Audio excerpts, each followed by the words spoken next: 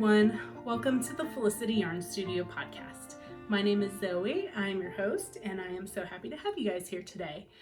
This is a podcast about the fiber arts, mainly knitting, crochet, some yarn dyeing, and I'm a very new spinner, so we're going to talk about that as well. If you'd like to find me on social media, I am at Zoe Nichols on Instagram and on Ravelry. And I also have my Etsy shop under the name of Felicity Yarn Studio, where you'll find my hand-dyed yarns. So yeah, how have y'all been? I feel like it's been a while since I sat down and did kind of a proper full podcast. Things got kind of crazy at the end of October with doing Vlogtober and having some company, and we went to SAF and all that good stuff. If you've seen any of the vlogs, you'll know what I'm talking about. So yeah, I feel like I'm a little bit out of practice here. I guess the only kind of like announcement I have here at the top is we hit 100 subscribers recently. Yay! Thank you all so much to everyone who has subscribed. I really appreciate it. I started this channel just so I could have somewhere to kind of get all of my, excuse the graphicness of this here, but get my verbal diarrhea about knitting and yarn out into the world. So I'm just, really appreciative of anyone who wants to stick around and chat with me about yarn and knitting and whatnot. So to say thank you, I am going to do a little bit of a giveaway, but to be honest, I haven't really even thought it through, so I'm going to wait till the end of the video to figure out what we're going to do for that. I don't think y'all can see her, but Darcy is keeping us company here on the bed. She's being super cute as usual. So anyway, that is that. Why don't we dive into some actual knitting content, which I believe the first thing we'll talk about, which is a finished object / what I'm wearing. And this is my Elton. I finally finished it, not in time for SAF, but that week after, when I was sick. I did manage, I only had about like that much of the sleeve left to knit, so I managed to knock that out in one afternoon. I'll pop a picture in of me wearing it. I wore it to the pottery festival that we went to last weekend. And I love it. It is lightweight but warm. It's very kind of insulating with the Angora. So I guess I should tell you what yarns I used. For the fuzzy yarn, I used something called Orkney Angora, which is a yarn that I picked up in Scotland in our trip earlier this year. It was 70% Angora, 30% wool, and it's very fuzzy. And then kind of the main like sock yarn or fingering weight yarn that I used is one of my hand-dyed yarns in the colorway Sunset. And I love this color. I love kind of the glowing pale neon-y peach color. I really think this is a color that complements a lot of skin tones. So I have kind of an olive skin tone. I think it looks good on like fair skin. I think it looks good on just a range of people. So again, this is the Elton, which is actually a cardigan pattern, and it's by Locatelli. So I converted it into a pullover, and I've kind of talked about this on the past few episodes when I was talking about this. But essentially I followed the pattern mostly as written. The only kind of mods that I made other than not doing it as a cardigan was I knit longer sections in the front and the back to make for a larger armhole, because I could tell by the schematics that it was going to be too tight on me there. And that's basically it. I got to the point, like, I did the front parts down to about here, and then I just started knitting back and forth to get the front panel. And then when I got to the underarm part, you join to work in the round. Or I did. you would just knit back and forth if you were making the cardigan. So yeah, again, I talked about this last time. I'm actually really liking the fit of the drop shoulder. I think it's really flattering. It's really comfortable. I don't feel like I get as much weird fit going on around my bust line as I do with some of the other top-down style of sweaters that I've made in the past. The only thing that I would say is if you are thinking about converting one, when you get to this point in the collar where you're ready to start making the front panel, like knitting that whatever length it is, 6 or 7 inches, I would suggest casting on a few extra stitches in the neckline area. I think I read somebody's Ravelry notes where they did that, but after I was like down on the body on mine, because it is a little bit tight getting it over my head. Obviously it's not undoable, but yeah, that's really about it. I did knit about 8 rows of ribbing for the neckline. I might could have gotten away with a few more rows, but I didn't want anything too tall because I knew it was already going to be fitting a little bit closely, so I didn't want it to kind of border on the like turtleneck look, I guess, which I would have had to knit a whole lot for it to get there, but anyway, I'm super happy with this. The fit is lovely. The yarn is lovely. Not tooting my own horn there. I mean, mostly the Angora. I will say, however, I am shedding fluff everywhere that I go. I am getting a little bit of pilling where my arms and my pocketbook kind of sit. So it is rather delicate. Oh, that was the other thing. The Angora yarn, the first cake that I was working from did have quite a few breaks in the yarn, and I think that is kind of a delicate fiber construction for a yarn. So honestly, I got tired of kind of trying to join it, so I just started making knots because I found a few spots in the cake where it was already just knotted together. And I know that's maybe not ideal, but it is what it is. I'm not super fussed about it. You can't see it in the fabric, so oh well. But yeah, it is, I do feel like it is slightly delicate. I had mentioned at one point that I thought it might replace kind of a commercial shirt in my wardrobe, but on second thought, I don't think so.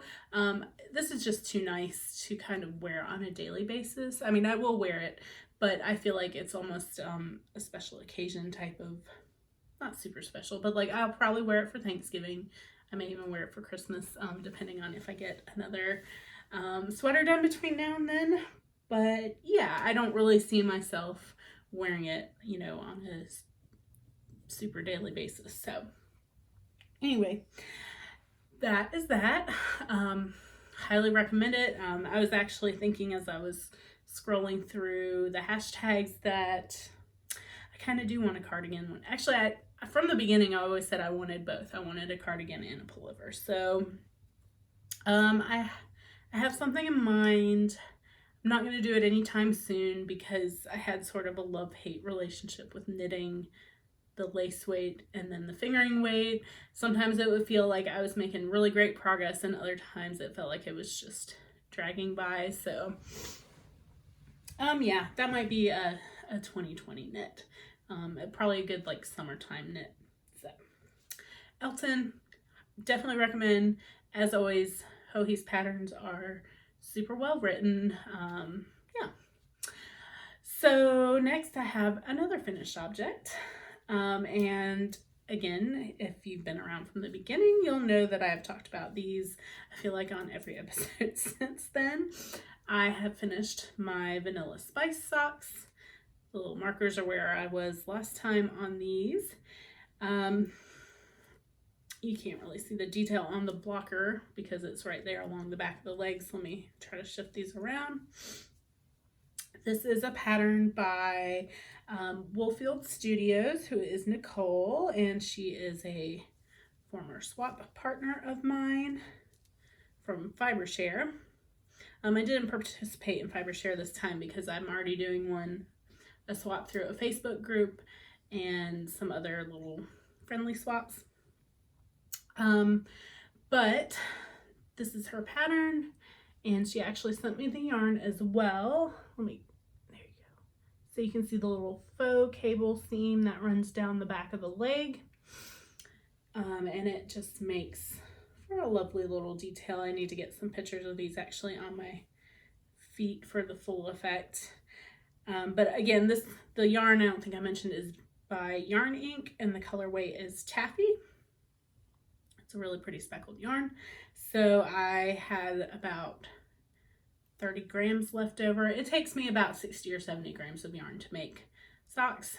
I have big feet. I always do a 72 stitch sock, or around there. But the leftover 30 grams will go into my Battenberg blanket. They are kind of the perfect colors with what I have planned out for that. So since I finished these, that's it for finished objects. I did go ahead and cast on some new socks, which again, if you watched kind of our little mashup haul, this really shouldn't mashup haul from staff with when it was me and Naomi, my sister, who is the yarn curator, and our mom joined us for a little special edition podcast episode after SAF. And if you're not familiar, SAF is the Southeastern Animal Fiber Fair, and that's held in Asheville every year the weekend after Rhinebeck. It's kind of a big regional fiber fair. I've got a vlog, or it's part of one of my Vlogtober days, and again, our little kind of debriefing / haul video. So yeah, so I picked up some self-striping sock yarn. That felt like a tongue twister. I picked this up actually at Black Mountain Yarn Shop. The weekend of SAF, they were having an event called Indie Extravaganza, where they had a bunch of indie dyers and other kind of small vendors come in and do kind of one giant pop-up shop in the upstairs portion of their shop. So that was really cool. There was a lot of people there. There was a lot of yarn to choose from, and we stopped there first before we hit the actual festival. So it was almost like a deer in the headlight moment of, I'm not ready to buy yet because we hadn't seen anything at the festival, but I knew I wanted self-striping yarn. And I saw this in one of their little previews from Lollipop Yarns. It's one of their Christmas colorways because I want some Christmas socks. And I believe this colorway is called I Believe in Santa Claus. Each of these stripes have their own names. I don't remember. Oh, maybe I have the tag with me. Okay, yes. I Believe in Santa Claus. The red is Nose Like a Cherry. The next one, I guess that's pink, is called Ho Ho Ho. The speckled one is Tinsel. The light green is called Elf, and the dark green is Evergreen. So yeah, it came with a red mini in the Nose Like a Cherry colorway. So at first I had thought about if I could make myself some shorter socks, maybe have enough to squeeze out a pair for my nieces, like maybe some little roller socks or something. We'll see. It might be kind of tight. At the same time, I'm kind of like, just make yourself socks. because I dyed up some Christmas colorways for the shop, and I was like, well, it would be really easy to make samples for their feet because they're like 6 and 10. So I don't know, I haven't decided yet. We'll see how much yarn I have left over when I am done with my socks. And I think my plan is to, I've done one full repeat. So actually what I did was 10 rows of the cuff, and then I joined in, it started at the red color, the striping sequence did. So I went on ahead and I just did, it was like 4 more rows of ribbing with that red. So I've got some ends to kind of deal with in the cuff. But I don't know, I just didn't want to start a stripe right after the cuff. Not that it really matters, but so I've got one full color repeat. I'll probably do one more. I don't know, maybe I'll do 2 more before I do the heel, but I want the heel to hit on another red section, I think. I don't know, I need to think about it. Because with self-striping, I definitely feel like afterthought or forethought heels look better than just like a heel flapping gusset does. It just looks cute. But I'm not as crazy about the fit of those types of heels. The heel flapping gusset definitely fits my foot better. So I was thinking about trying a short row heel. I've not done one of those before. I think it's supposed to cup your heel a little better, but then I know it affects the foot, or affects the fit across the top of the foot. We'll see. I tend to just decide when I get to them, so I could very well just throw in another afterthought heel if I'm feeling like not learning anything new at the moment. I'll cross that bridge when I get to it. That's my thoughts. So anyway, yes, lollipop yarn. I'm knitting them on size 1 Haya sharp needles, 2.25 millimeter. And they are going pretty quickly for socks, at least. So I've been working on that. I haven't been working on a ton since the last podcast. Again, I did finish these 2 things, but I feel like there's other projects that haven't gotten my attention recently. And again, it's just because we've been busy the last few weeks. So let's see, the next thing I have is living in this project bag that I picked up at SAF. It's got some Nordy cats on it. And this was from Twist Fiber Studio. I do remember what's in here. So I have a tendency to finish a bunch of projects at once and then cast on a bunch of projects at once. I'm not a monogamous knitter. I try to be, but I just can't do it.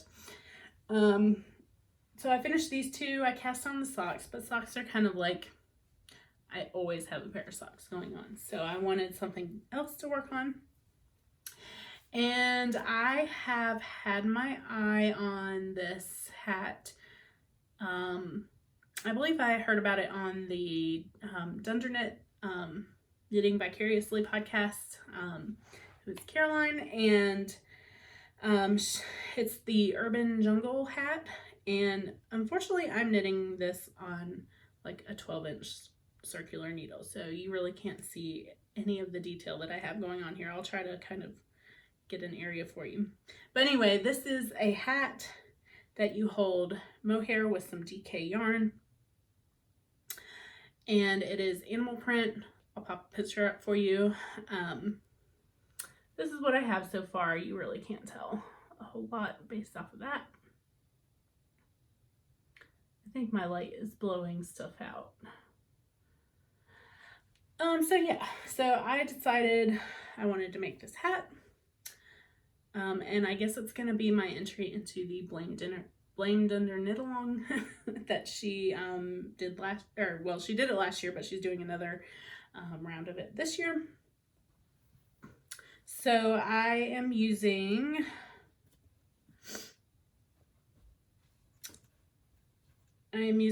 this yarn, which I picked up at SAF last year actually, and it is by a dyer called Knitted Notions. And again, I feel like this is making it look lighter and brighter than it is, but it's a nice kind of mushroomy taupey color. I don't remember what the colorway is. I'll put it on the screen. So last year at SAF I was looking for a sweaters quantity to make the Tecumseh sweater by Caitlin Hunter, and I did pick up a whole set of yarn from this dyer, and I hemmed and hawed all year over it, and I actually wound up selling the yarn right before SAF this year, at least the main body color. I don't know, my feelings just changed. I have a lot of pink sweaters at this point. I kind of want to dye something myself for it. But this is one of the contrast colors that I got, and actually it was in her kind of sale bin because it was kind of a mist dye and actually off a little bit from the color that she normally sells under this colorway. So anyway, yes, and I'm holding it with the Farmer's Daughter mohair. I don't remember the colorway on this one. This is the one that I had started using in my jigsaw puzzle shawl. And I didn't like what it was doing to the colors in that, so I think I'm pretty much done with using this in that shawl. Besides the fact that I'll just have plenty left over from this hat. If I do want to use it in that shawl, I can. And then for the light color, this is I don't remember the name. I'll have to put this on the screen too, but I got this yarn earlier this year, actually the same weekend that the Farmer's Daughter Trunk Show was happening at Black Mountain. At the Asheville Farmers Market, they were having a like wool day there or something. And I got this from one of the vendors. It is hand spun. Amazingly, that is like really nice and consistent for a hand spun there. But it is a Shetland and Pygora mix, which Pygora was in some of the yarn that my mom bought, so I need to text her and tell her about that. So yeah, and this is like a sport weight. I think she said it will knit up closer to a DK weight, but I kind of figured with the mohair being held with it anyway, it's not going to make a super huge difference, and it seems to be working up nicely. It is going to be a very warm, very fuzzy hat. So when I was just doing the brim and just using these two, I wasn't super crazy about how the mohair was blending with this color, but I don't mind it as much now that I have the like natural cream color in there as well. It actually looks a lot like Oliver, my cat, kind of gray, a gray brown color. And so I guess it does kind of get a little bit of a pink tint to it from this mauvey gray. So anyway, that is that. I actually just started the color work last night on it. And so yeah, there's 4 repeats of the chart in each kind of round. So it's something like a 29 stitch repeat every time. So it's not exactly memorizable. I actually need to print out the pattern because I was just looking at it on my phone last night and I felt like I was just, you know, murdering my battery as I went along. I mean, not that I can't do that, but anyway, that is this hat. I don't know. I just wanted something different. I wanted to get a hat done. I'll probably go find a nice faux fur pom-pom to go with it. think something natural, something brown, or I don't know, maybe a cream. We'll see. I'll take it with me whenever I go shopping. So that is my other, well, actually one of my other new cast-ons. The other one I cannot show you because I am knitting a sample of my advent calendar that I dyed. It's living in my crystal and gem bag that I got also from Twist Fiber Studio at SAF. I thought it was appropriate since I dyed up a crystal and gemstone themed advent calendar for the shop, which I have 2 left if anybody's interested. So I can show you a picture of the pattern that I'm doing. I started doing it as a test knit earlier this month for Amber O'Brien. It's kind of a pretty casual test knit because she has lots of people working on it, but it is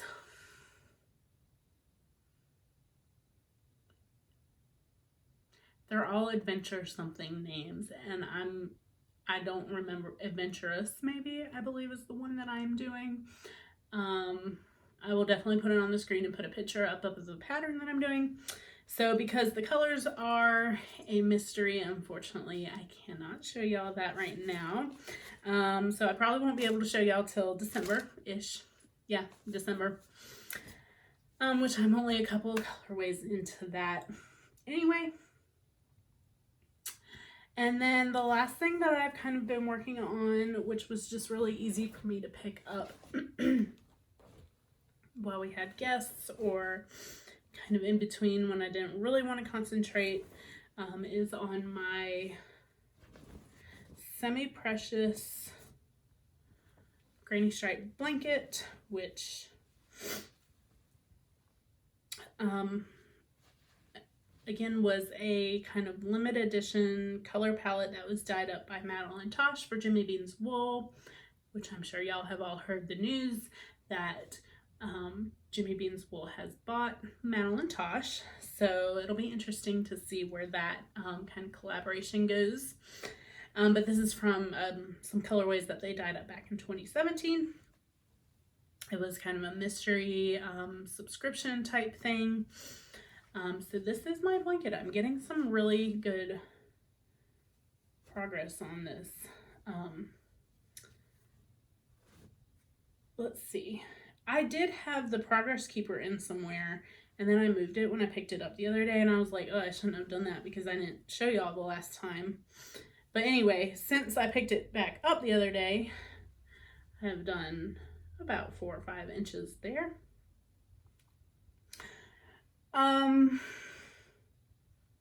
Not a whole lot to say about this other than it's a granny stripe blanket and it's got 12 colors in it. Excuse me, I'm so sorry. I think that was the grossest thing in the world and I just did it on film. I'm still a little bit stuffed up from this cold. But anyway, I have about 30-35 grams left of each color. I think what I'll do is go ahead and make a giant cake and just be done joining everything, and then all I have to do is crochet. I'll probably do like 4 more repeats to kind of get it as evenly distributed as possible. So that will probably take me like a whole day to sit down and join everything because I like to do a Russian join for mine. So yeah, that is my granny stripe blanket. So, and when I'm done with it, I'm thinking I'm gonna do crochet just a really simple border around it. I'm thinking in like a white or a cream. I think it'll offset these colors really nicely. And that is it as far as knitting and crochet goes for me. I have done a little bit of spinning, but not a ton, mostly because I'm kind of at the point where I need a Lazy Kate. One didn't come with my wheel, but there is it is set up to, I have a shocked ladybug. Naomi keeps telling me it's shacked, but I don't know. I like saying shocked better, so I'm going to keep saying it wrong. Shacked ladybug.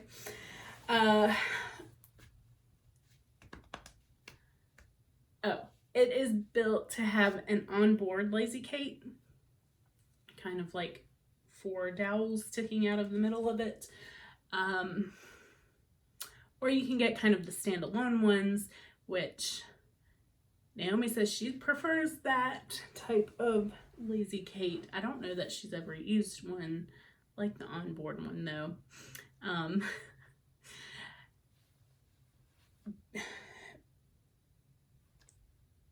I'm sorry, I feel like I'm all over the place right now. But I need it for plying because I have now spun 2 bobbins of the Echo View Fiber Mill fiber that I picked up. I picked up a pound of fiber through their mill membership. These are mill ends. A pound of fiber for $15. So it's not it's mill ends, so it's not perfect. There were kind of some like nips and lumps and things, it looked like, in the fiber as I was drafting it, but I basically was able to kind of spin these. I would say right now they're at like a fingering in weight, so when I apply them together I'll probably be at like a sport, maybe a DK weight.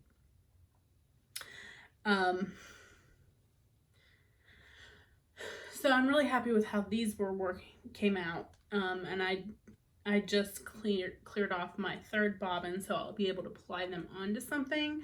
I am gonna probably just rig something around the house to act as a lazy Kate, so I can go ahead and just practice plying. I do just want to go ahead and buy one. I just haven't pulled the trigger yet because I'm indecisive. But what I took off of my 3rd bobbin was this kind of brown mystery yarn, which I literally just did it before I sat down to record. So I haven't, when you take the yarn off a bobbin, you're supposed to soak it. So I haven't had a chance to do that yet. So it is a little bit overspun. There are some kind of like twisty curlicues in there. But I am actually like really happy with this. So this is actually like the first part of the fiber that I started spinning. This is like some of the very first stuff that I started with. So y'all can see how thick I was spinning it, and it's just really rough and kind of matted looking in certain places. So when we were at SAF, we tried the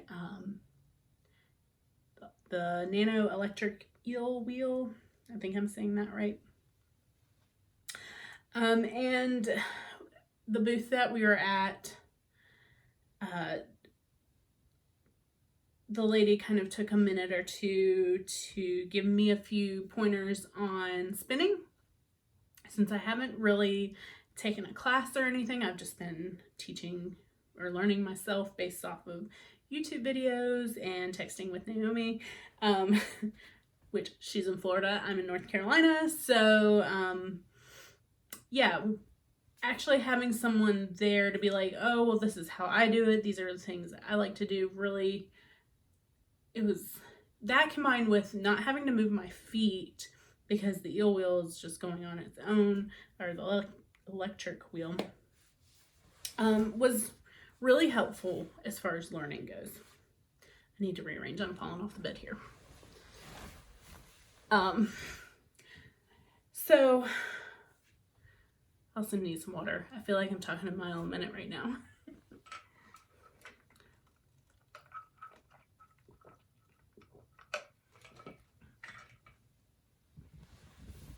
So yeah, when we got home from staff and I sat back down at the wheel, it was like something clicked and drafting became really easy and really intuitive. Just knowing that you don't have to, or not knowing, but being aware of holding the fiber in this hand while you're pinching with this hand.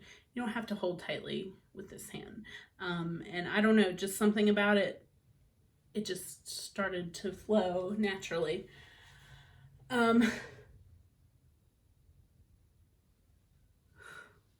Sorry, I'm getting distracted by every little thing. I'm expecting Jason home in any minute, so that may be why I feel like I'm rushing right now. Anyway, it all started to click. So I came back home and I was like, I had been working on the Echo V stuff, and I think this is my second bobbin, and it looks a lot more uniform than the first one does, but I'm still going to apply them together just because that's kind of my learning experience at this point, I feel like. So is this. So when I got home, I started working on that, and then I was like, well, let me pull this stuff back out because I just wanted to finish it and do a little bit more practice. So I spun this, and when I first started, I felt like I couldn't draft with it. I felt a little bit felted and maybe a little bit matted because it had sat in my stash for so long. But I was able to get the stuff to draft and spin it pretty easily, almost as easily as the Echo View. So when I pulled this off the Nitty Knotty just now, and I like this looks like real yarn. I mean, again, it needs a little bit of, it needs to soak, it needs to relax a little bit, but I mean, I did something with this. I don't know what. I probably won't, at least anytime soon. I kind of want to keep the first few things. I don't know if I'll keep this. Just so I can like watch the progression of my progress. That's what progression is, isn't it? Anyway, so that's that. I'm gonna try plying this week. And then I think the next thing that I want to spin is probably the braid of Polworth and silk that I got at SAF. I meant to bring it up here with me, but I forgot. I'll just pop a picture on the screen, but it's a really pretty blue, purple, blurple color. And again, it's Polworth and silk. Either that or Naomi started spinning her Cormo. I don't know if I want to spin that yet or not. I think the Polworth and silk will be a good kind of, I want to play with color a little bit, and I think that'll be a fun thing to play with. Either that or the roll eggs that I got. But I feel like the roll eggs, I really love those colors, so I'm not ready to, I don't want to mess them up necessarily.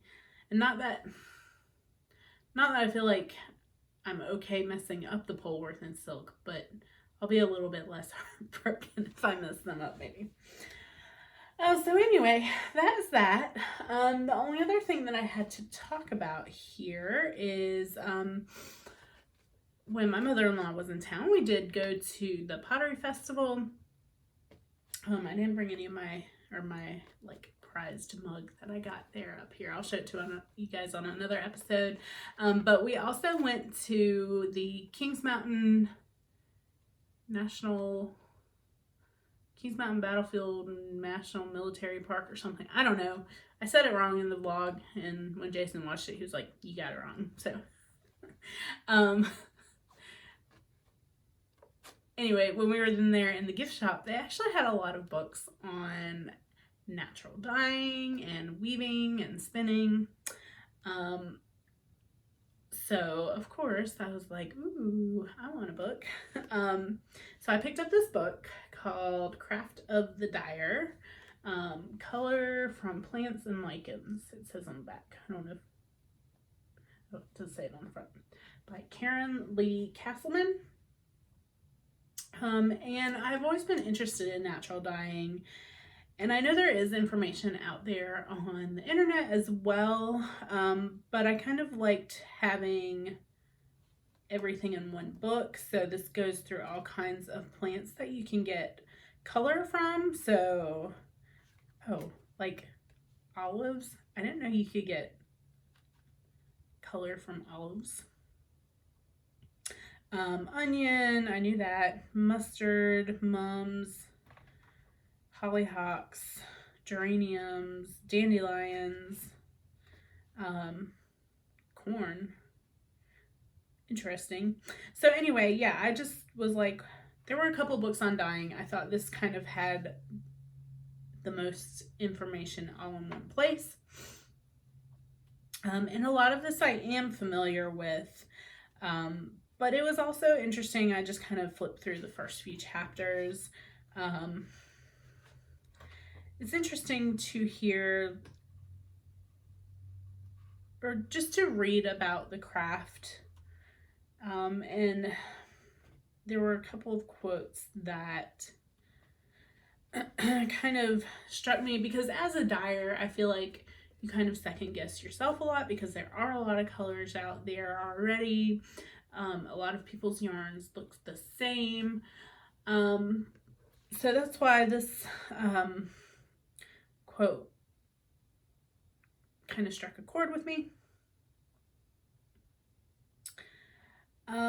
Let's see, where did it start?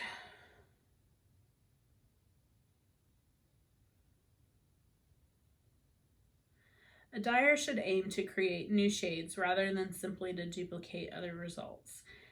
In this way, even beginning dyers can add to existing information on plant dyeing, thereby making a contribution to benefit to all. Approach dyeing as you would the making of an omelet. The delight is in knowing that the dish will never quite be the same. The dyer's recipe book is as private a domain as the cook's kitchen. Respect the information it offers, alter it if need be, and remember to share what you have learned. No brilliant color was ever found to fade because it gave joy to yet another craftsperson.